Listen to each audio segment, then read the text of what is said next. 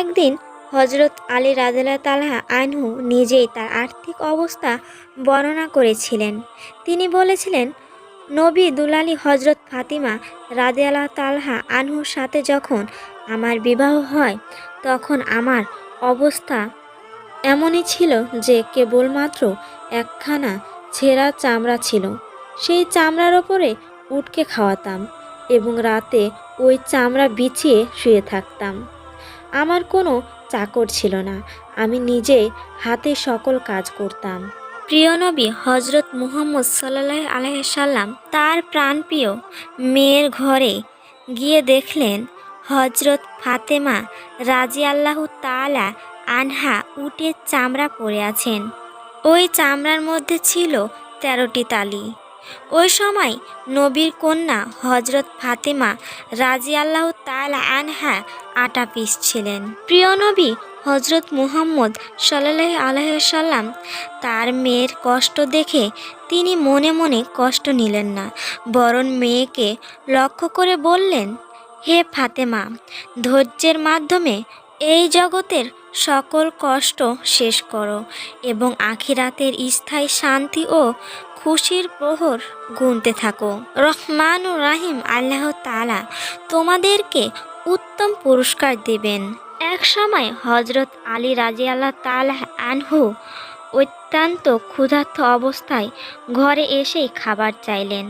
খাবার চাওয়ার সাথে সাথে হজরত ফাতেমা রাদিয়াল্লাহু তাআলা আনহা আদবের সাথে নম্র কণ্ঠে বললেন, হে প্রাণপ্রিয় স্বামীজান, 3 দিন পর্যন্ত অভুক্ত আছি, আপনার ঘরে খাবার মতো একটি দানাও নেই। হজরত ফাতেমা রাদিয়াল্লাহু তাআলা আনহার মুখে কথা শুনে হজরত আলী বললেন, হে ফাতেমা, তুমি আমাকে এ কথা কেন জানাওনি?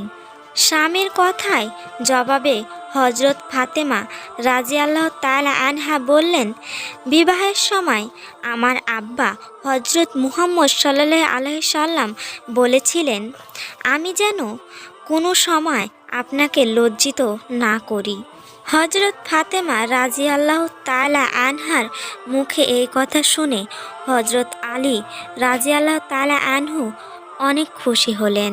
একদিন প্রিয় নবী হজরত মুহাম্মদ সাল্লাল্লাহু আলাইহি সাল্লামের মেয়ে হজরত ফাতেমা রাদিয়াল্লাহু তাআলা আনহা মসজিদে নববীতে তাশরিফ নিলেন এবং রুটির ছোট ছোট টুকরা প্রিয় নবী হজরত মুহাম্মদ সাল্লাল্লাহু আলাইহি সাল্লামের পবিত্র হাতে দিলেন। প্রিয় নবী হজরত মুহাম্মদ সাল্লাল্লাহু আলাইহি সাল্লাম তখন ফাতেমা রাদিয়াল্লাহু তাআলা আনহাকে জিজ্ঞেস করলেন, এই রুটির ছোট টুকরাটি কোথায় পেলে? তখন জবাবে হজরত ফাতেমা রাদিয়াল্লাহু তাআলা আনহা নম্র কণ্ঠে বললেন, আব্বাজান, অল্প কিছু জও পিষে রুটি বানিয়েছিলাম, বাচ্চাদের মুখে যখন তুলে দিলাম তখন আপনার কথা মনে পড়ায় আপনার জন্য সামান্য কিছু রেখে দিয়েছি। নবী দুলালী হজরত ফাতেমা রাদিয়াল্লাহু তাআলা আনহা বললেন, হে আল্লাহর রাসূল, তৃতীয় বেলা অনাহারে থাকার পর ভাগ্যে এই রুটিটুকু মিলেছে। মেয়ে ফাতেমা দেওয়া রুটি খেলেন এবং বললেন, 4 বেলা অনাহারে থাকার পর আজ তোমার দেওয়া রুটির টুকরাটি মুখে দিলাম। পরের কাহিনীটি দেখতে চাইলে অবশ্যই কমেন্টে জানাবেন আর আমাদের এই ভিডিওটি লাইক ও সাবস্ক্রাইব করে দেবেন।